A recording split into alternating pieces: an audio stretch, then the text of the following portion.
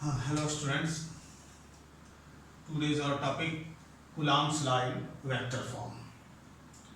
Suppose करें कि हमारे पास दो चार्ज है, एक चार्ज Q1 है और दूसरा क्या है Q2 है। हमने किसी एक फ्रेम में लिया, सपोज कर लीजिए ये y axis, this is x axis, this is z axis. हमारा किसी चार्ज Q1 किसी पॉइंट Q1 किसी पॉइंट पे रखा है, तो इस चार्ज Q1 का एक हम पोजीशन वेक्टर डिनोट करें। इसको सपोज कर लिए हमने इसको R1 से डिनोट किया, एक पोजीशन वेक्टर है किसका, चार्ज Q1 का, और Q2 का पोजीशन वेक्टर हमने डिनोट किया किससे, R2 से डिनोट किया। अब देखिए कि R1 और R2 दो वेक्टर हैं। अब इनके बीच Q1 और Q2 के बीच की डिस्टेंस आपको पता है, हमने कितना लिखा है, R लिया है, क्योंकि हमें पता है F इक्वल टू क्या होता है, K Q1 Q2 अपन R स्क्वायर। अब इसको वेक्टर फॉर्म में लिखना है, तो ये R क्या है, इनके बीच की डिस्टेंस है। जब वेक्टर फॉर्म में इसको डिनोट करेंगे तो हम पहली चीज पॉइंट करते हैं F12 क्या है, what is F12 and F21 ये क्या है। तो इसको सिंपली आप समझेंगे, F12 means force on charge Q1 by Q2 and F21 means क्या, force on charge Q2 by Q1। यानी F12 और F21 को आप समझ रहे हैं, F12 force on charge Q1 by Q2 और F21 force on charge Q2 by Q1। इसे हमने रिप्रेजेंट किया। अब इसको वेक्टर फॉर्म में लिखना है, तो हमने कहा कि सपोज करो इसके बीच की डिस्टेंस तो r है, लेकिन वेक्टर फॉर्म में हम डिनोट करने जा रहे हैं, तो Q1 से Q2 की डिस्टेंस को हम रिप्रेजेंट करें किससे, R12, और Q2 से Q1 की डिस्टेंस को रिप्रेजेंट करें किससे, R21। ये दो वेक्टर हो गए। अब हम देखते हैं कि वेक्टर का एडिशन फॉर्म हम जानते हैं कि दो वेक्टर का सम थर्ड के इक्वल होता है।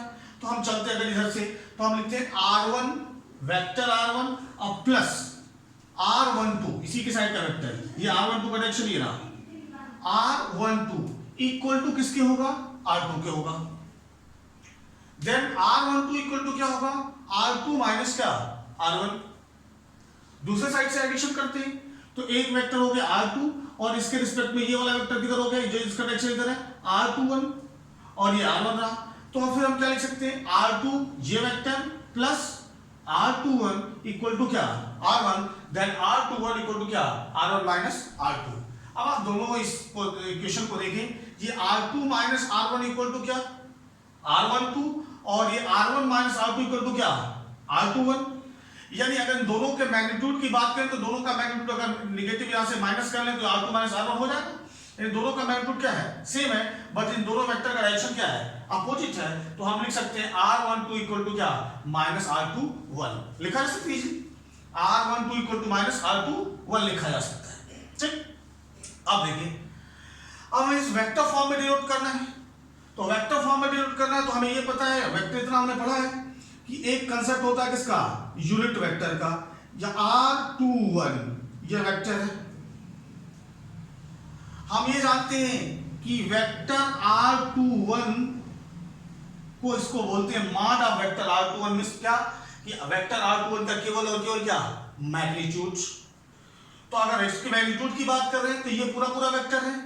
अगर इसके मैग्नीट्यूड से इसको हमने क्या कर दिया, डिवाइड कर दिया, तो हमारे पास क्या बचेगा, तो हमारे पास बचेगा क्या, R12 और साथ में क्या, यूनिट वेक्टर।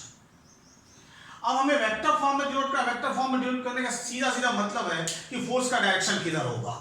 वेक्टर फॉर्म का मतलब ये है कि फोर्स है तो फोर्स के अंदर मैग्नीट्यूड तो है ही, लेकिन उसका डायरेक्शन किधर होगा यही हम बताना चाहते हैं। तो इस बताने के लिए हम इस यूनिट वेक्टर का हेल्प लेंगे, इस यूनिट वेक्टर की मदद लेंगे। कैसे मदद लेंगे, आप सपोज कर लिए हम जानना चाहते हैं कि Q1 Q2 के ऊपर फोर्स लगा रहा है, उसका डायरेक्शन किधर होगा।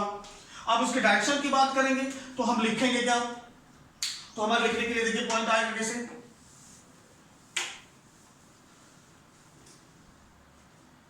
Force on Q1 by Q2, force on Q1 by Q2 equal to क्या होगा, तो हमें पता है 1/4 pi epsilon naught Q1 Q2 अपान, अब जब वेक्टर फॉर्म में डिनोट कर देते यहाँ पे क्या लिख देते थे आर स्क्वायर, क्योंकि इसका वेक्टर से कोई लेना देना नहीं, इसका वेक्टर से कोई लेना देना नहीं, ये तो मैग्नीट्यूड है टोटल, ये आर ही वेक्टर को रिप्रेजेंट करेगा। हम आर स्क्वायर लिख दें तो हमें ये पता नहीं चल रहा है फोर्स का डायरेक्शन किधर है, तो हम आर स्क्वायर लिख नहीं सकते, हम किधर लिखेंगे, तो force on Q1 by Q2, तो उसका डायरेक्शन कौन रिप्रेजेंट कर रहा है, तो आपको दिख रहा है ये डायरेक्शन किधर है, इसका एरो इधर की तरफ है, किधर की तरफ, टुवर्ड्स Q1, यानी इस वेक्टर को हम लेंगे, तो हम इस वेक्टर को लेंगे तो यहां पे आर स्क्वायर के बदले हम क्या लिखेंगे R21, इसका माड लगाएंगे और इसका क्या करेंगे स्क्वायर कर देंगे। तो आप सोचेंगे तो आर स्क्वायर लिखते क्या दिक्कत थी, तो आर स्क्वायर नहीं लिखा, इसके बदले हमने क्या कर दिया R21 का क्या कर दिया यूनिट वेक्टर लगा दिया। ये R21 यूनिट वेक्टर क्या दिखा रहा है, हमने ऐसा क्यों किया, तो हमने सीधा सीधा किया कि इस फोर्स का डायरेक्शन किधर की तरफ है, Q1 के टुवर्ड्स है, और वो वेक्टर कौन सा रिप्रेजेंट कर रहा है, R21 वेक्टर Q1 के डायरेक्शन को रिप्रेजेंट कर रहा है, यानी F12 को रिप्रेजेंट करने के लिए हमने वेक्टर फॉर्म में ये तरीका यूज किया, R21 मॉड लिया उसका स्क्वायर, ये टोटल ये मैग्नीट्यूड का स्क्वायर हो गया। अब इसमें कुछ इंपॉर्टेंट नहीं है, ये क्या रिप्रेजेंट कर रहा है, तो ये रिप्रेजेंट कर रहा है सीधा सीधा किसको डायरेक्शन को, ये रिप्रेजेंट कर रहा है सीधा सीधा डायरेक्शन को। जैसे आप अभी आए थे आपने कहा था R21 unit vector equal to R21 vector upon क्या मॉड ऑफ R21 वेक्टर का स्क्वायर, सॉरी वेक्टर, तो आप इसको लेके आइए इधर, देखिए बात वही आती है, इसको हमें रिप्रेजेंट करना है, इसको हमें रिप्रेजेंट करना है, तो हमने इसको इस फंक्शन को यहां पे ला कर दिया। ऐसे ही अगर हमारे पास अब आ जाए कि F21 कितना होगा, तो 1/4 pi epsilon naught Q1 Q2 अपान गया तो R12 वेक्टर का मॉड का स्क्वायर, और यहां पर क्या R12 यूनिट वेक्टर, यह रिप्रेजेंट कर रहा है किसको force on Q2 by Q1, force on Q2 by Q1 यह रिप्रेजेंट कर रहा है कौन F21, यानी F12 और F21 यह